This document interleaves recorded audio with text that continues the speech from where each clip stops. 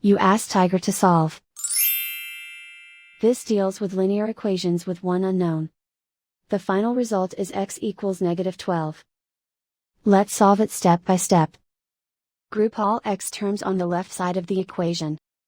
Add 2x to both sides. Group like terms. Simplify the arithmetic. Group like terms.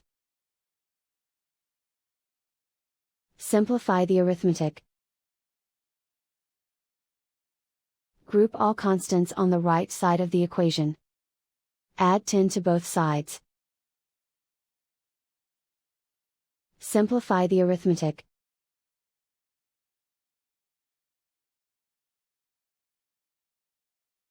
Isolate the x. Divide both sides by -2. Cancel out the negatives. Simplify the fraction. Move the negative sign from the denominator to the numerator.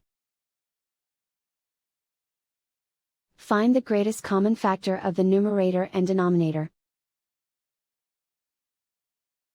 Factor out and cancel the greatest common factor.